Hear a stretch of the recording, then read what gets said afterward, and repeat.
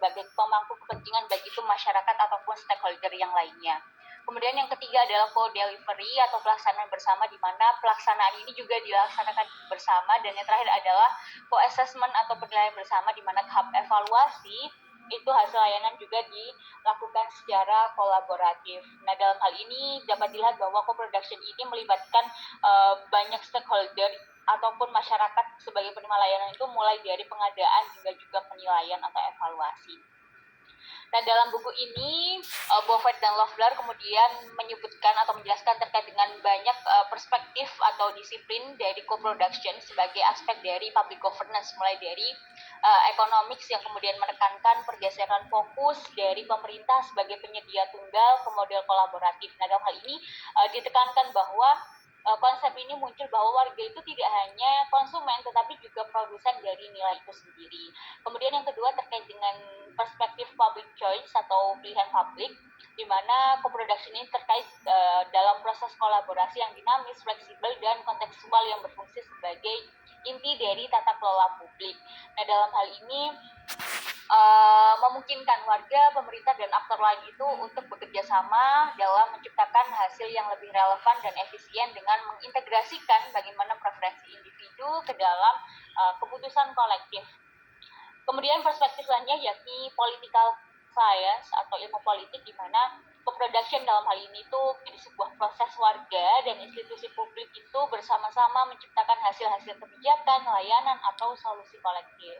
Nah, perspektif ini menyoroti pentingnya partisipasi warga dalam pemerintah, baik melalui suara atau voice maupun melalui aksi atau action.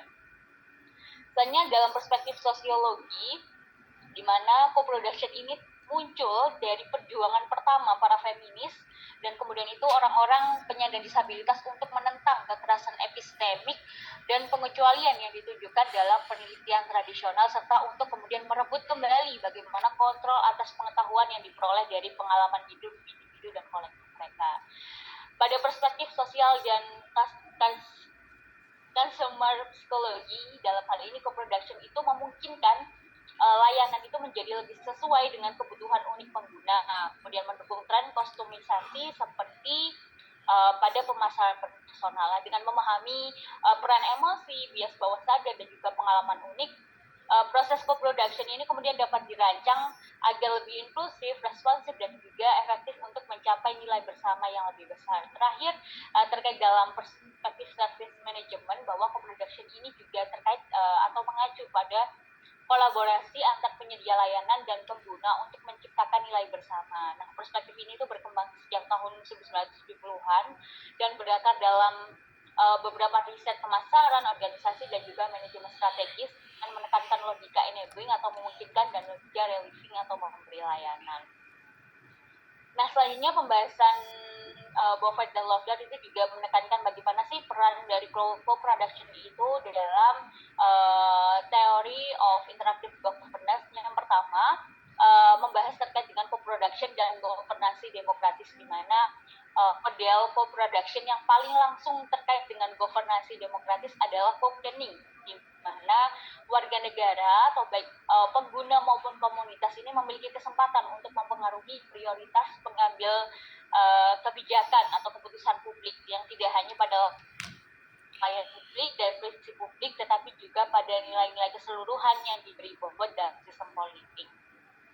Kemudian kedua adalah co-production dan juga governansi layanan publik, di mana dalam keterkaitan peranan ini keempat model co yang tadi telah disebutkan di awal, yakni co-commissioning hingga co-assessment, itu memberi warga negara itu peran dalam governansi layanan publik dan hasil kualitas hidup itu dengan melibatkan pengguna layanan yang sesuai dan anggota komunitas dalam setiap 4 co, juga pilihan intervensi publik dan metode penyampaian itu untuk memasukkan nilai.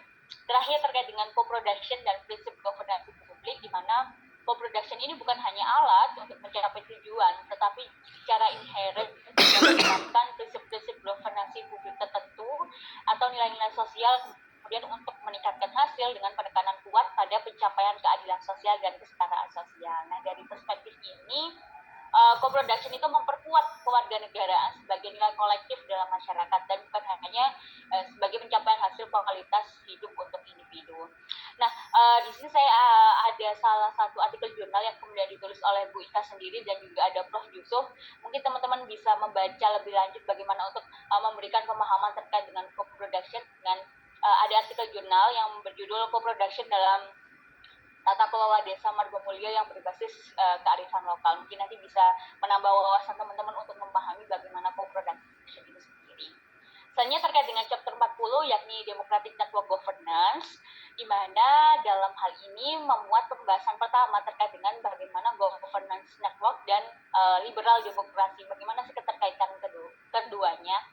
Nah, pertama disebutkan dari penulis atau Sorensen itu menyebut bahwa jaringan pemerintah atau network governance itu tidak hanya menjadi realitas yang lebih atau kurang dapat diterima, tetapi jaringan pemerintahan ini sudah menjadi hal yang tidak terhindarkan dalam pemerintahan modern. Artinya, jaringan pemerintahan ini menjadi sebuah keniscayaan dalam tata kelola pemerintahan modern. Nah, dalam konteks pemerintahan Barat itu saat ini itu semakin memandang dalam merumuskan jaringan pemerintahan itu sebagai sarana untuk meningkatkan efisiensi, efektivitas, dan juga legitimasi pemerintahan publik. Nah, dalam hal ini ditekankan bahwa ada suatu perdebatan juga bahwa jaringan itu sebagai artikulasi horizontal yang relatif stabil dari aktor-aktor publik saling bergantung dan bekerjasama dalam upaya untuk mewujudkan tujuan yang dinegosiasikan itu agak memiliki ketersinggungan dengan bagaimana model tradisional demokrasi liberal yang kemudian menjadi gagasan bahwa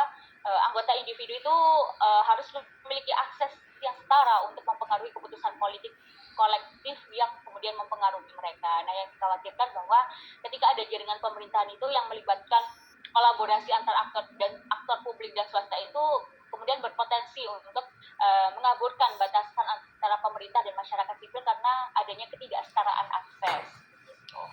Selanjutnya, Sorensen juga membahas bagaimana 3 perspektif dari bagaimana sih jaringan pemerintahan itu berdampak pada demokrasi. Nah, dalam hal ini ada dikelompokkan dalam 3 yang kemudian memiliki pandangan-pandangan yang berbeda. Nah, yang pertama dari pandangan yang pesimis terlebih dahulu bahwa mereka kelompok yang kemudian pesimis ini memandang bahwa ada harga yang harus dibayar untuk meningkatkan efisiensi dan efektivitas pemerintah publik dengan mengandalkan bentuk-bentuk jaringan pemerintahan interaktif, yakni misalnya yang adanya hilangnya legitimasi dan akuntabilitas demokratis, kemudian kekalahan dalam kesetaraan partisipasi politik, serta pengabaian kebebasan individu dan otonomi masyarakat sipil. Kemudian kedua, ini agak setuju dengan adanya jaringan pemerintahan ini, di mana dianggap bahwa jaringan pemerintahan itu sebagai pelengkap positif bagi lembaga-lembaga tradisional demokrasi liberal. Nah, jaringan pemerintahan ini berpotensi untuk mengumpulkan sumber daya dan ide-ide aktor masyarakat sipil melalui proses kolaboratif serta meningkatkan pengaruh politik dari aktor terdampak. Nah, terakhir ini memandang positif ya terkait dengan adanya keterkaitan jaringan pemerintah dan demokrasi, bahwa penyebaran jaringan pemerintahan itu menjadi katalis untuk pengembangan model demokrasi liberal yang baru dan lebih sesuai dengan realitas saat ini, karena jaringan pemerintahan itu membuka jalan untuk pengembangan bentuk-bentuk demokrasi liberal baru yang memberdayakan warga biasa dan mendorong kerjasama antar elit. Nah, dalam hal ini penulis itu menekankan kemudian adanya perdebatan yang perlu dibahas oleh peneliti administrasi publik, yaitu bagaimana kemudian tantangan-tantangan ini tuh dapat diatasi melalui bentuk-bentuk meta governance baru yang kemudian bertujuan untuk menjadikan jaringan pemerintah ini sebagai pelengkap positif daripada ancaman bagi bentuk demokrasi liberal yang representatif dan partisipatif. Terakhir, dalam jaringan pemerintahan ini mungkin saya bisa memberikan salah satu bacaan lebih lanjut. Teman-teman bisa membaca terkait dengan jurnal dari Utomo dan Ugui yang kemudian membahas terkait dengan public-private partnership dalam pembangunan infrastruktur di Indonesia, dan hal ini mungkin bisa menambah wawasan teman-teman terkait dengan bagaimana jaringan pemerintahan itu sendiri. Tuh. Sekian, terima kasih presentasi dari saya. Mohon maaf apabila ada salah kata. Saya kembalikan kepada Ika. Terima kasih teman-teman Bu Ika. Elis, terakhirnya keren. Ya, makasih ya semua. Oh my god, ini sudah sangat komprehensif tadi. Bu Ika minta tolong semua ya yang mendengarkan dan juga semua mahasiswa NKP, perhatikan semua and then consultant semua ya, kalian saling sharing ini kan. G-Drive-nya tuh available online buat semua kan ya, Elis ya?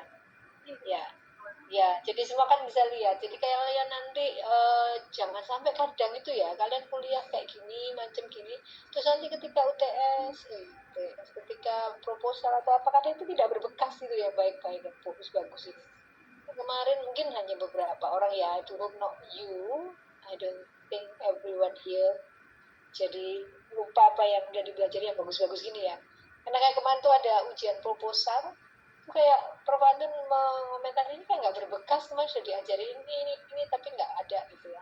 Kayak misalnya tadi yang kita bahas semua, ada governmentality, ada network governance, semuanya ya, public choice theory ya, international relation theory, which might relevan gitu ya sebagai analisis untuk tesis kalian. Nanti jangan sampai dilupakan, itu bagus semua ya.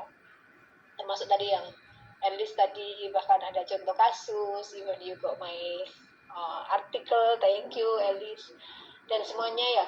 Jadi intinya bacalah semua ya, asumsi-asumsi dasar dari teori itu. Teori-teori ini yang kalian bahas ini benar-benar teori kekinian dari administrasi publik dan juga governance terutama ya. Jadi the most current paradigm today in public administration and public policy ya di public governance ya. Yang sekarang kita udah mulai belajar dari konsepnya, dari foundational theories ya, sampai the form of the governance, sampai nanti at the end ya. Udah bagus sekali itu semua. Jadi I do hope kalian menguasai, terus nanti bisa dimaksimalkan, diinkorporir dalam tesis-tesis kalian gitu ya. Jangan menggunakan yang lama, jangan hanya biasanya yang keluar cuma policy governance, ACF, bolak-balik itu policy capacity, sekarang munculnya itu 3 itu muter aja ya. Padahal tadi kayak ada interactive governance ya, network governance, banyak sekali yang tadi dipelajari, nanti bisa jadi tools of analysis ya, jadi langkah konseptual framework kalian nanti kalau tesis. Itu aja highlight dari Bu Ika ya. Di minggu depan kita lanjut, kita akan have lecture untuk wrap up teori administrasi publik ya, everyone. Terima kasih semua, kalian mau belajar lagi dengan Bu Lili. Ika akhiri, wassalamualaikum warahmatullahi wabarakatuh. Assalamualaikum warahmatullahi wabarakatuh. Terima kasih Bu Ika. Terima kasih ya. Ini next week kita offline aja ya, kalau bisa. Pertemuan terakhir.